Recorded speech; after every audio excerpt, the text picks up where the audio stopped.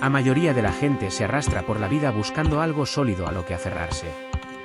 Algo lo suficientemente real para que las largas noches heladas y los años vacíos no parezcan desperdiciados. Para los rudos que cabalgaron hacia el oeste empuñando un pico y aferrándose a una susurrada plegaria de que aquello fuera oro. No montones de dinero ni una vida cómoda, sino una prueba tangible. La prueba de que su sudor y su miseria no habían sido en vano. La prueba de que esta tierra dura e implacable al menos les debía eso. Así que imaginen a un hombre sosteniendo finalmente ese último fragmento amarillo en su mano agrietada y, cubierta de costras de sangre, lo único que posee en este mundo abandonado por Dios, mirándolo fijamente durante un largo minuto dentro de una sucia tienda de suministros, rodeado de tipos duros que no conocen su nombre y que no escupirían ni si se estuviera quemando vivo. La pregunta no es cuántos dólares vale. La pregunta es qué clase de hombre elige ser cuando los únicos ojos puestos en él pertenecen a una joven que no habla ni una palabra de su idioma y nadie más está prestando atención. Esa es la pregunta que Colt Harrington resolvió una tarde de jueves en el otoño de 1878. Y la respuesta que dio reescribió ambas historias de maneras que ninguno de los dos vio venir. Colt había ido al oeste como muchos otros, más impulsado por un sueño que por el buen juicio, con una carta doblada guardada contra su pecho de un primo, jurando que había encontrado oro a lo largo del río Verde. Ese primo nunca encontró nada valioso. Había muerto de fiebre 8 meses antes de que Colt cruzara siquiera la frontera, y nadie se molestó en enviar la noticia. Así que Colt pasó 3 largos años saltando de clan minero agotado a clan minero agotado. Apostando en campamentos que olían a lana mojada y esperanza rota, comiendo whatever sobras le arrojaba el país, y a veces pasando hambre cuando no había nada. Tenía 44 años ahora, demacrado, delgado y duro como alambre de espino. Manos destrozadas y torcidas por haberse roto 2 veces y haber sanado mal. Ojos de un gris azulado pálido, como el cielo de enero en Colorado. Fríos, distantes y poco dados a la calidez. Ninguna esposa lo esperaba en ninguna parte. Había tenido una vez, en Ohio, una joven de voz suave llamada Clara que aguantó 2 años completos antes de que la vida la obligara a soltarlo. Y ella lo dejó ir. Él nunca se lo reprochó. Él había dejado de escribir primero. Para el otoño del 78, Colt había pasado por 3 campos mineros diferentes y había obtenido exactamente una cosa que valía la pena.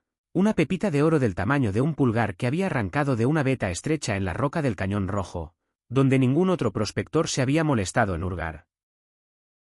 No le compraría un rancho ni siquiera un buen filete, pero era metal honesto, y era suyo. En esas tardes abrasadoras de Arizona, cuando el sol convertía el mundo entero en una fragua, sacaba la pepita de la vieja bolsa de tabaco que llevaba bajo la camisa y simplemente la sostenía. Soñando despierto con un gran mañana, solo sintiendo el peso sólido de una verdad única en un país construido sobre promesas que nunca se cumplían.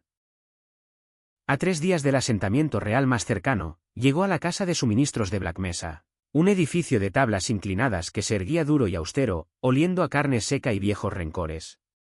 El viejo Garvey había muerto 2 inviernos atrás por una muela podrida que se infectó y se lo llevó rápido. Ahora, el lugar pertenecía a un comerciante de ojos agudos llamado Ad Fenwick, el tipo que había descubierto joven que la mala suerte de otras personas era solo otro artículo para comprar barato y vender caro. Fenwick mantenía los estantes surtidos, el techo sin goteras graves y la ley lo suficientemente lejos para que la gente no hiciera preguntas. Las preguntas costaban tiempo, y el desierto nunca te daba ninguno.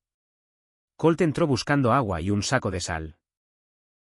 Ató su caballo afuera, se agachó bajo el dintel bajo y se detuvo mientras sus ojos se acostumbraban a la penumbra humeante. 2 clientes rudos estaban sentados hacia el fondo, con una botella entre ellos, mirando a la nada. Fenwick estaba detrás del largo mostrador de madera, revisando una caja de carne seca y galletas duras, y le hizo a Colt un único asentimiento. Sin sonrisa, sin bienvenida. El aire estaba espeso con humo de sebo y algo rancio y salvaje debajo de todo ello. Colt no pudo identificarlo hasta que avanzó más y vio a la chica. Estaba sentada en la esquina derecha, con las piernas cruzadas en el suelo de tierra, las muñecas atadas delante con una tira de cuero crudo. Joven, 17 o quizás 18 años, cabello oscuro trenzado de forma áspera y suelto en las sienes. Su vestido era de piel de ciervo suave, con el cuello bordado con cuentas cuidadosas, azules y blancas, que hablaban de manos pacientes y afecto real vertido en cada pequeño nudo. Faltaba una cuenta. Un hilo sueldo colgaba como si intentara contar su propia historia. Su rostro permanecía inexpresivo de esa manera practicada que la gente aprende cuando sentir algo en voz alta les ha causado demasiado dolor demasiadas veces. Era apache, eso se veía claramente en el patrón de las cuentas y en el corte de su ropa. Y observaba a Colt con ojos negros como la medianoche, firmes como la piedra, llevando la tranquila certeza de alguien que ya ha caminado a través del infierno y solo está esperando ver qué nuevo problema aparece. Colt deslizó su mirada hacia Fenwick. Fenwick siguió ordenando su caja. ¿Cuál es la historia con la chica en la esquina?, preguntó Colt, con voz nivelada, sin filo. Fenwick se encogió de hombros como un hombre que se ha encogido ante cosas peores. La recogí vagando hace 3 días. Su familia ha desaparecido, por lo que puedo decir. Pensé que alguien podría tener uso para ella. Colt miró de nuevo. Ella no se había movido. Esos ojos aún clavados en él. Vale algo, repitió lentamente. Esa es una forma de decirlo, respondió Fenwick. Fenwick finalmente levantó la cabeza, con la expresión de un hombre que ya sabía que ibas a complicarle el día y había decidido que no le importaba un carajo. No es una esclava. Esto no es ese tipo de trato. Solo la estoy cuidando hasta que encuentre a alguien que pueda usar unas manos fuertes, alguien con quien estaría mejor. ¿Me sigues? Colt seguía perfectamente. Fenwick nunca lo conoció realmente. Vio que los dos que compartían la botella no eran extraños para el traficante. Vio que el cuero crudo no era la primera restricción que ella había llevado. Vio que el arreglo no significaba nada allá afuera. Que la autoridad más cercana estaba a 3 días de duro cabalgata en cualquier dirección, y que esa chica saldría de esta cabaña con quien pusiera más monedas sobre la mesa. Así funcionaba la frontera. Siempre lo había hecho, probablemente siempre lo haría. Y vio tan claro como el cañón de un rifle que él era la única alma en esa habitación dispuesta a cambiarlo. Metió la mano dentro de su camisa, encontró la bolsa de tabaco y puso la pepita sobre el mostrador sin hacer ruido. Fenwick la miró, luego a Colt, luego de nuevo al oro. Eso es todo lo que tienes, dijo. Colt permaneció en silencio. La boca de Fenwick se torció. Podría haber sido una sonrisa. Córtales las ataduras, le dijo Colt. Fenwick ladró una orden a uno de los hombres del fondo. Un momento de silencio, botas raspando, luego el rápido rasguido del acero cortando el cuero crudo. Colt ni siquiera miró hacia allá. Mantuvo su mirada fija en Fenwick. Fenwick mantuvo la suya en la pepita. Nadie dijo nada que valiera la pena escuchar. Colt salió de la casa de suministros de Black Mesa. La chica lo siguió 2 pasos detrás. Aún no conocía su nombre. No sabía nada sobre ella. Desató su caballo, ajustó la cincha, luego se giró y encontró sus ojos. Ella estaba parada en la dura luz blanca de la tarde tardía, con el desierto extendiéndose infinito detrás de ella. Encontró su mirada con firmeza. Algo nuevo parpadeó en su rostro ahora. Algo que no había estado allí adentro. No era gratitud exactamente, más bien una evaluación cuidadosa. Seria como una pistola cargada, protegida profundamente de maneras que no dejan mostrar nada fácilmente. Colt había visto esa misma mirada en caballos que habían sido maltratados. No listos para confiar, pero no asustados lo suficiente como para huir todavía. Simplemente te están evaluando, esperando ver qué clase de hombre resultas ser una vez que la máscara cae. Se golpeó el pecho con un dedo. Colt, dijo simplemente. Luego señaló directamente a ella y levantó las cejas en pregunta. Ella se quedó quieta un largo rato, como si estuviera decidiendo si él merecía siquiera eso. Luego, lenta y deliberadamente, como entregando algo precioso de lo que no estaba segura de que él hubiera ganado, habló una palabra. Sonny. Él hizo un pequeño asentimiento. Señaló hacia el sur, hacia la quebrada donde calculaba que estaba el agujero de agua más cercano. Ella siguió la línea de su dedo, inclinó la cabeza para leer el cielo. Luego negó con la cabeza firmemente y señaló hacia el este en su lugar. Él arqueó una ceja más alto. Ella clavó sus ojos en él y señaló al este nuevamente. Seguro como el amanecer, sin espacio para argumentos, sin paciencia para un hombre que no podía leer el país. Colt giró hacia el este. Si estás cabalgando junto con esta historia y quieres el siguiente tramo del sendero, dale un toque al botón de «Me gusta». Significa más de lo que podrías imaginar, y mantiene estas historias fronterizas llegando. Esa primera noche, se refugiaron al abrigo de una gran cresta rocosa que cortaba el viento y retenía el calor del día como un fuego Bank mucho después de que la oscuridad rodara. Colt reunió una pequeña hoguera, frió lo último de su tocino salado. Lo dividió equitativamente y puso la parte de ella en una piedra plana cerca. Sin alboroto, sin ceremonia. Ella comió sin levantar la vista hacia él. Él enrolló y encendió medio cigarrillo. Miró hacia arriba al dispersión de estrellas y dejó que su mente derivara hacia la pepita de oro por la que había luchado 3 años brutales. Su camisa se sentía vacía ahora, ligera de una manera que debería haber dolido. Había pensado que la pérdida golpearía fuerte. En cambio, se asentó como la mañana después de haber tomado una decisión tonta que de alguna manera resultó correcta. No exactamente alivio, no paz, solo una sensación aguda y limpia, como el aire justo después de que una tormenta pasa y el cielo se abre en un azul que habías olvidado por completo que existía. Sonia dijo algo bajo en apache que él no pudo captar. Él miró hacia ella. Ella lo repitió más despacio, observando su cara de cerca. Él negó con la cabeza. Ella hizo girar su mano en un círculo lento y señaló hacia el norte. Él captó la idea. Problemas bajando desde el norte. Ella lo había detectado antes de que él escuchara nada. Y esperaba que él lo tomara en serio. Él apagó las llamas con tierra. Se sentaron en silencio en la negrura por un rato. Su caballo se movió inquieto entre las rocas detrás de él. Entonces llegó el sonido. Cascos de caballos, débiles pero acercándose rápido. 3, 4 caballos al menos, galopando por el sendero principal al sur de su escondite. Pasaron tronando sin detenerse. Cuando el eco murió, Sonia dejó escapar un pequeño suspiro de satisfacción. Colt se dio cuenta de que había estado conteniendo uno que nunca quiso contener. Reconstruyó el fuego bajo y ajustado. Se sentaron uno frente al otro en el resplandor, sin decir nada porque aún no existían palabras que cualquiera de los dos pudiera entender. Y de alguna manera, ese silencio se sentía cómodo entre ellos. Por la mañana, ella estaba despierta antes de que sus ojos se abrieran. Había olfateado un manantial en la cara de la roca que él habría pasado por alto para siempre, llenó ambas cantimploras y las puso junto a sus mantas. Él no hizo un gran escándalo al respecto. No era del tipo que grita por favores. Simplemente llenó su propia cantimplora. Levantaron el campamento y avanzaron hacia el este nuevamente. El desierto se extendía adelante como siempre lo hacía. Vasto, de corazón frío y secretamente vivo si conocías su lenguaje.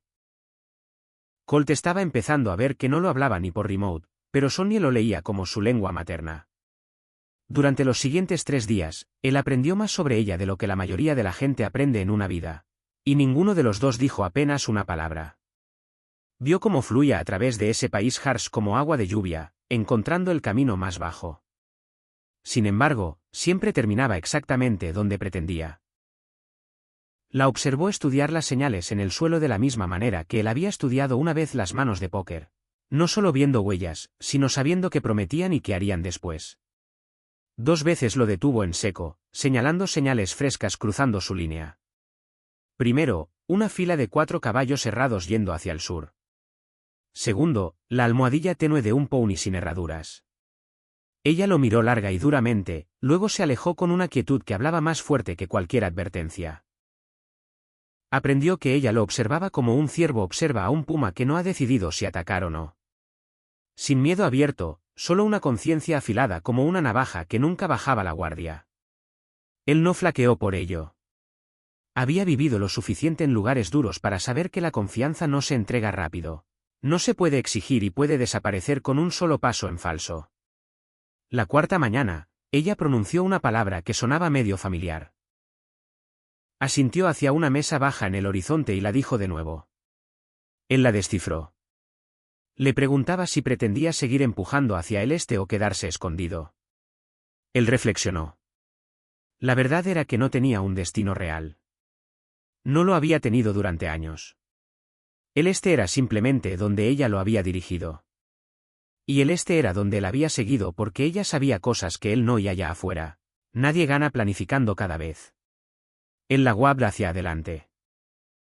Ella se giró, le dio esa larga mirada de medición, luego giró hacia el este y siguió moviéndose.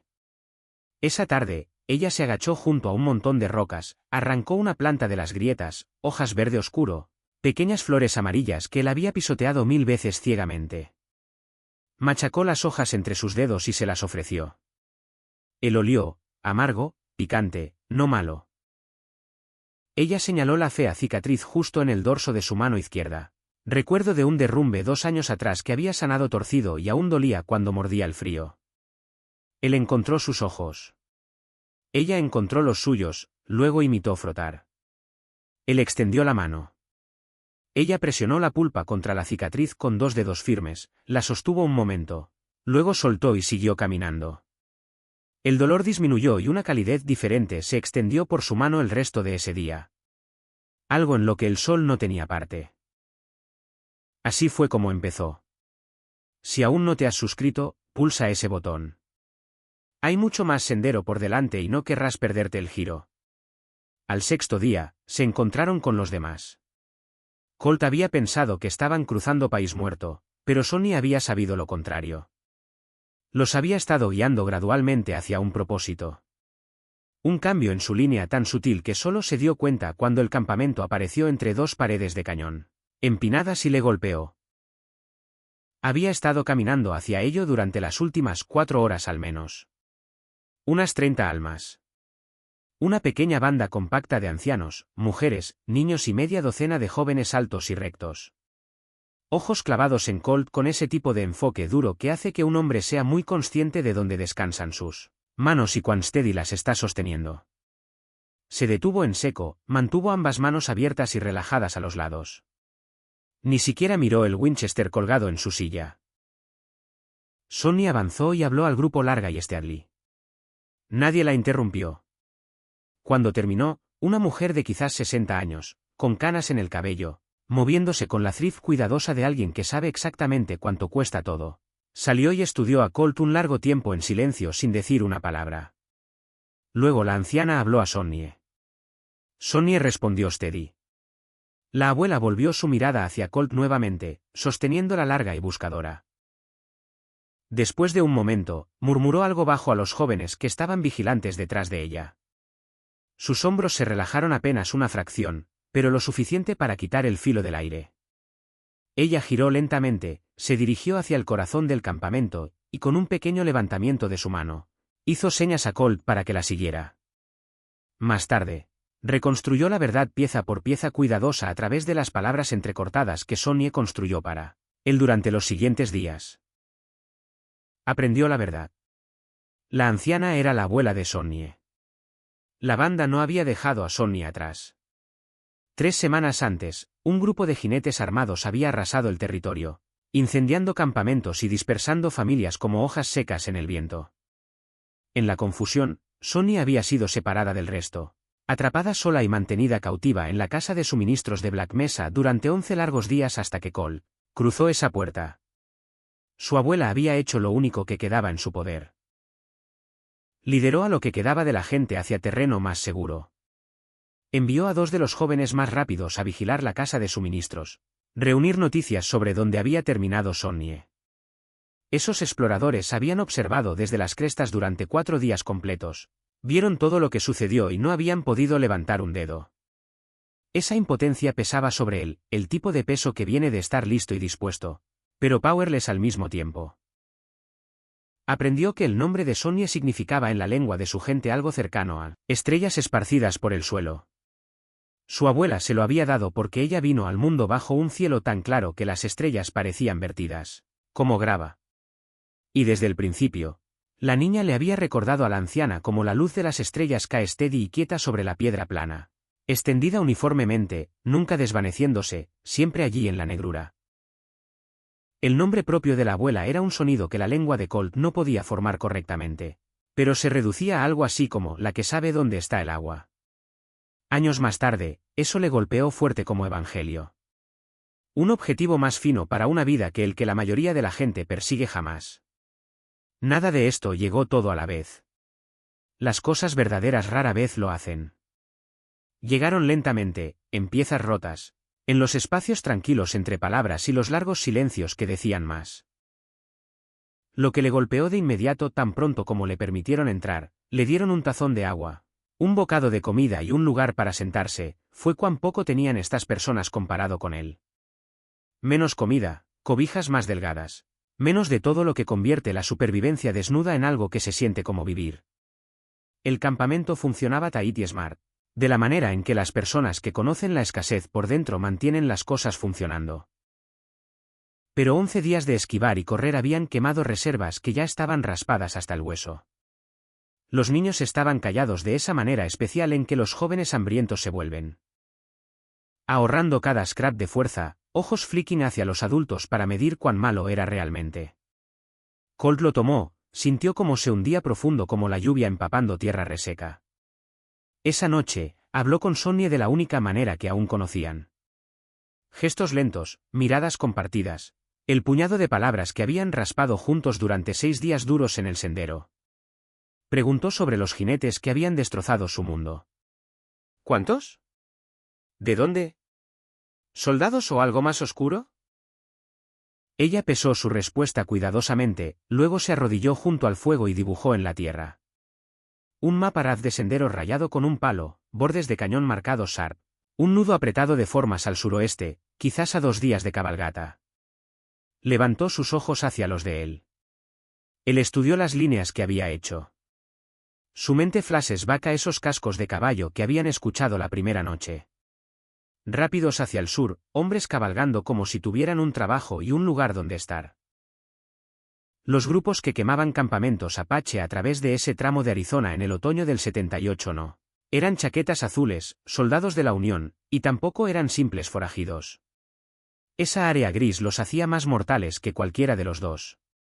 Las cosas sin un nombre limpio siempre llevan veneno extra. Eran crews contratados por especuladores de tierras avanzando antes de una cruz de survey ferroviario, barriendo a cualquiera cuya sombra ensuciara el título de la tierra. Nada extraño en el Arizona del 78. Lo que destacaba era el tamaño de la operación y la crueldad fría que florece cuando a los hombres se les dice que su trabajo sucio no solo está permitido, es requerido. Nada afloja el peor lado de un hombre más rápido que escuchar esto es necesario. Ese campamento al suroeste que Sonny había esbozado albergaba quizás 20 manos, bien abastecido, bien armado, dirigido con el propósito creep que el dinero compra. No era lugar para un prospector desgastado de 44 años con una mano coja y un caballo cansado, para entrar y lanzar su peso alrededor. Colt lo sabía claramente. También sabía que la abuela de la joven por la que había cambiado su última pizca de oro lo estaba observando, ahora a través de las llamas bajas. Ojos llevando la mirada de alguien que aún no ha decidido confiar en ti, pero cuyas opciones se están agotando. A veces, lo único que evita que un cuerpo se doblegue por completo es la terquedad bullheaded de alguien que se niega rotundamente a rendirse. El sueño no llegó fácil esa noche. Mucho después de que el campamento se quedó quieto, se sentó junto a las brasas moribundas, mente vagando de vuelta sobre 3 años solitarios, raspando rocas solo en el desierto, sobre Clara de vuelta en Ohio, sobre la carta del primo que lo había llevado al oeste, solo para llevarlo a una tumba. Sobre una vida pasada persiguiendo algo que resultó estar en ninguna parte cerca de donde había acabado. Pensó en esa pepita del tamaño de una uña descansando ahora en el agarre calloso de Ad Fenwick, sobre el cuero crudo deslizándose libre de las muñecas de Sonny, sobre cómo ella se había parado en esa luz cegadora de la tarde afuera de la casa de suministros de Black Mesa. Mirándolo, no con agradecimiento, sino con algo más profundo, más complicado. Algo que necesitaría tiempo y millas para crecer en lo que realmente estaba destinado a convertirse. Se quedó dormido justo antes del amanecer y despertó con el vapor tenue elevándose de un tazón de papilla tibia y fina puesto cerca. Sonny estaba sentada a una corta distancia de brazo, deslizando el borde de un pequeño cuchillo a través de una piedra plana de río con la intensidad tranquila de alguien que ya había pesado sus elecciones y elegido su camino. Levantó el tazón, sorbió el caldo, fuera lo que fuera, sin una palabra de gracias o pregunta. Mantuvo su mirada en sus trazos cuidadosos y dejó que el silencio se estirara mientras esperaba escuchar en qué se había Settle. Lo que ella había hecho en la noche fue reunirse con dos de los exploradores más sharp del campamento. Los mismos que habían estado acostados en las crestas observando la casa de suministros de Black Mesa, sabiendo plenamente dónde estaba encadenada, yet bound by caution they couldn't break. El trío había extraído sus scraps de inteligencia sobre esa fortaleza del suroeste con la precisión que la gente desarrolla cuando mantenerse vivo depende de ver lo que otros pasan por alto. Y su imagen estaba casi completa.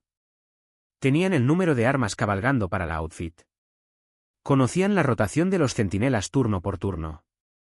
Conocían el spot exacto de la línea de caballos y el único sendero trasero que permanecía medio ciego a los lookouts y la hora dulce cuando los ojos estaban más pesados. Sabían cómo go through country road without leaving so much as a bent blade of grass. Dones que su gente carry easy as breathing. El tipo que Colt solo estaba empezando a grasp que nunca había aprendido realmente. Lo que les faltaba, y lo que él solo traía al fire, era un par de nombres. Años de drift en el backcountry le habían permitido overear plenty.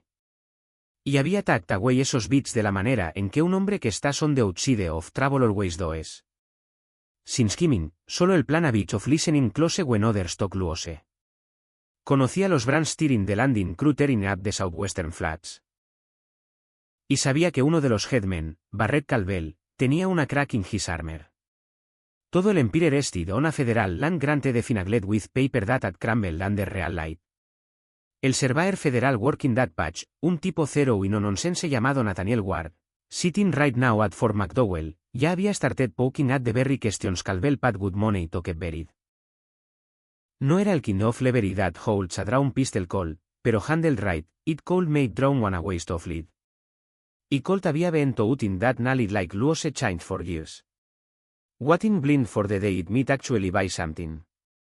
Lo laid out for Sonny the best cold interpret together sin language. Words all formed, hands talking plenty, face sign the rest. She tracked every flick in his expression, piecing together what the words missed. And when a piece d'intellan, she depin him with that unflinching stare and motion for him to run the key parts again till they stack. Then she stood, walked over to her grandmother, and spoke long and low. The old woman listened, eyes shut, breath even as a stone. When the girl finished, the grandmother opened her eyes and gave one clipped sentence. Sonny turned it into rough English for Colt. The meaning coming through clear despite the stumble. Un hombre que dio su última pieza de oro para liberar a un extraño no nos mentirá. Las palabras landed like a hammer on anvil. Colt opened his mouth, found nothing worth saying, and closed it again. Hit the comments right now. Would you have cut the same the alcohol did? Your last pinch of dust for a stranger walking free. Tell us Strat. We're reading everyone. What rolled out after that wasn't pretty, and it damn sure wasn't speedy. Real reckonings never are. Over the next 48 hours, they forward a plan. Colt would fork his horse alone for the 3-day haul to Fort McDowell, packing every scrap and about Barrett Calvell and that bogus federal grant and drop it square on Nathaniel Barr's desk. Detail the note to spark a proper federal look. If it played out the way Colt hoped, the investigation would slap a hold on Caldwell's whole spread while the books got torn apart. That would yank the cash flow and the legal cover keeping his roughnecks in saddles. Sooner or later, the camp running business down southwest would stop paying out and the whole rotten show would fold its tent and ride off. It wasn't the clean chest thumping kind of justice a man gets from a Winchester with iron sights. It was slow-moving, drowning paperwork, reading on one honest surveyor doing his sworn duty, and that was a long shot at best. Still, it was built to kill the travel branch instead of just wounding it.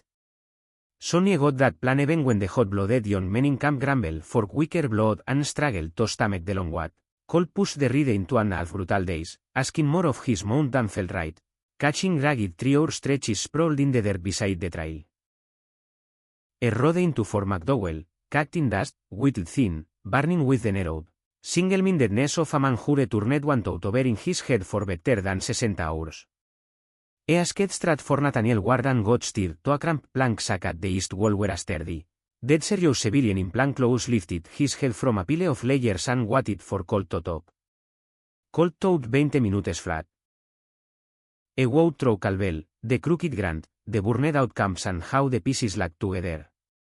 Plan words, tight order, no sugar. War never broke the flow. When Colt wrapped it up, War hit him with 3 rather sharp questions. Each one Colt answered clean and true. War hotted a line, eyed his own handwriting.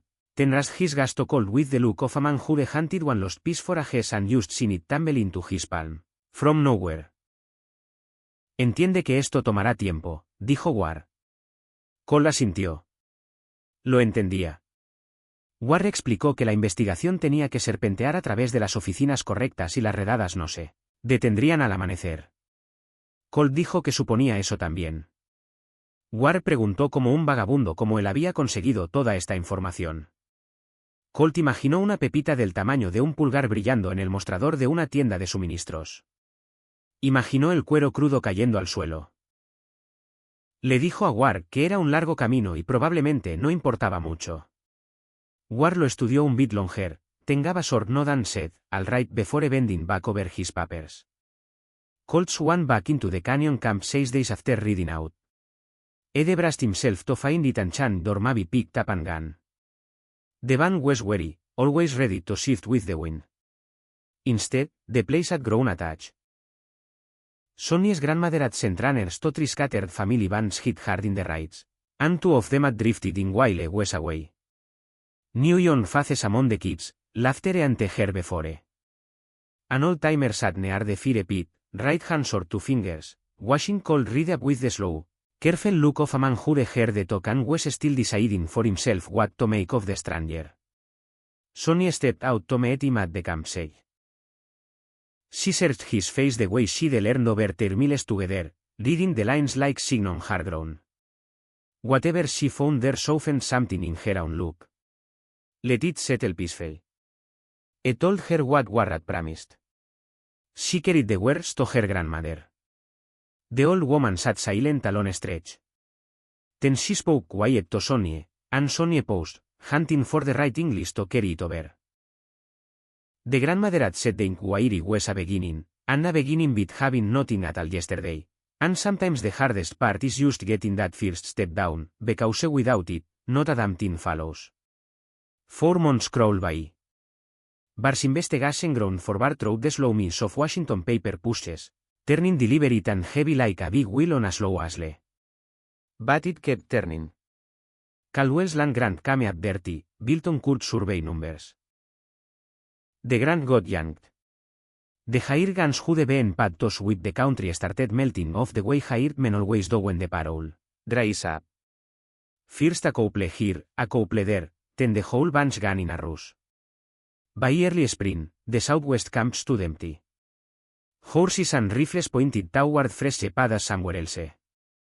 Same as to the boys always chase. Colt stad put in the territory. Eante figured on it. For years, Ed been drifting toward nowhere in particular. Sustain didn't feel all that different from living, except this estimate meant choosing instead of just following the next draw. Eras the simplest shelter in the canyon, close enough to the band's main camp to hear the voices, but far enough to have a proper space.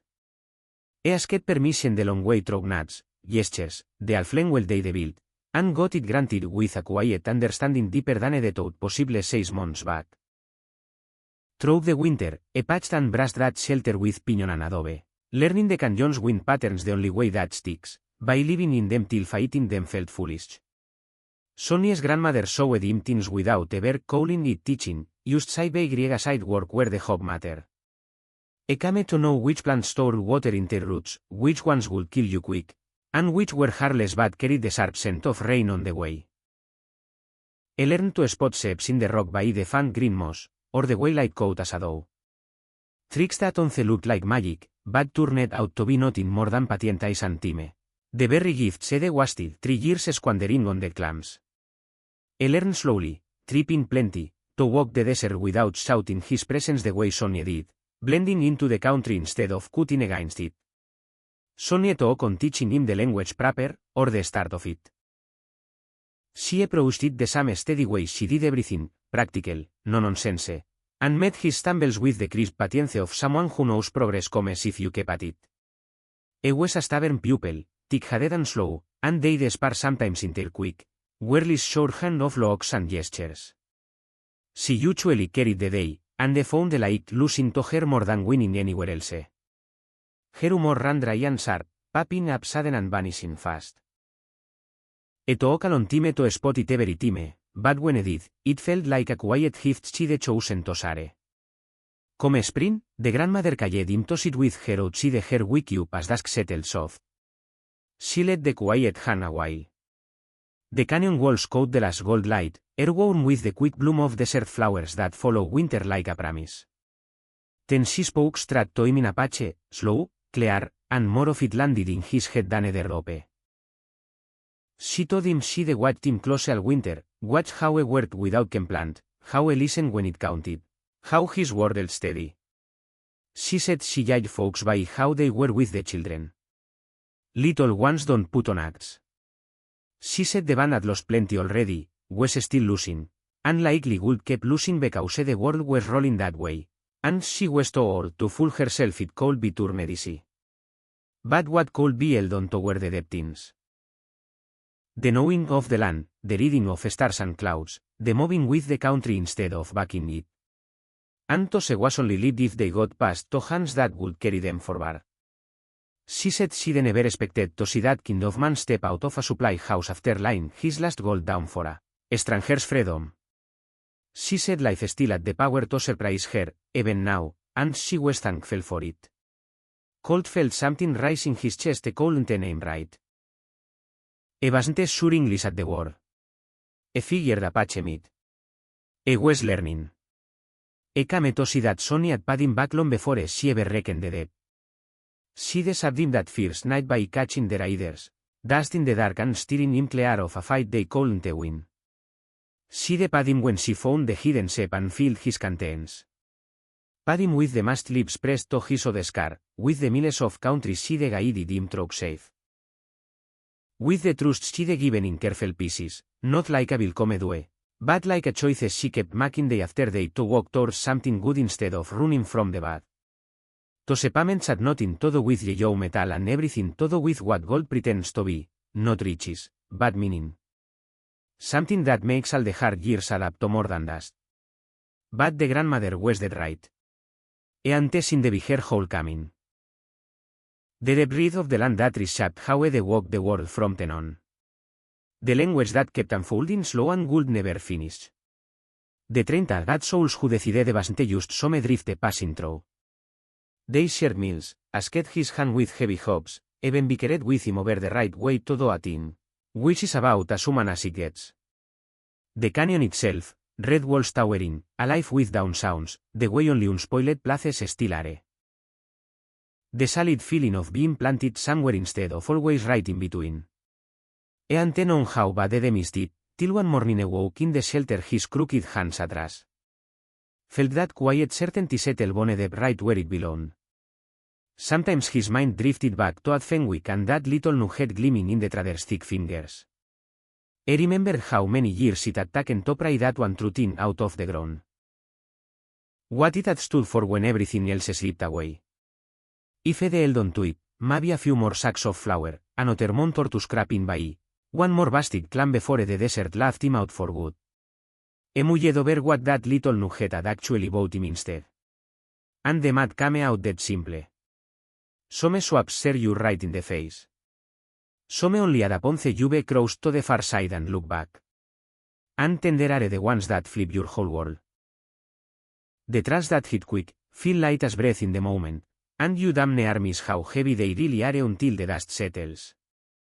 A plank counter, a thumbnail of yellow, the quick rasp of a blade slicing roide. A young woman standing in the blinding white glare of afternoon sun, sizing you up, deciding right then what kind of man you might turn out to be. The real waiting starts after. It creeps in during winter when the canyon traps the chill. And for the first time in forever, you walk knowing you're standing exactly where your boots belong. It builds slow, day by quiet day, till time stops feeling like something slipping away and starts feeling like something worth holding. It shows up in the way a woman's eyes settle on you once made up her mind to trust. Not because you're flawless. Hell no. But because it's what you learn and close enough to see you're trying your damnedest to be the man she needs you to be. Cole Harrington had ridden into Arizona hunting color in the dirt. What he found instead was the teen most men chased their whole lives and never catch so much as a glimpse of. A place that knew him by name. A band of folks who looked him over and decided the was worth keeping around. Arisen forgetting at that had nothing to do with what the land owed him and everything to do with what the cold soak up from it, and give back in return. And a woman who does wear the debt not 10 times over, but in a coin that don't carry numbers, because some reckonings run deeper than any layer can tally. The desert holds its cards close, same as it always has, same as it always will. But down in an Arizona canyon in the years following the fall of 1878, it dealt to people a few of its hidden assets. And that hand was plenty. More than plenty. It was the whole damn pot.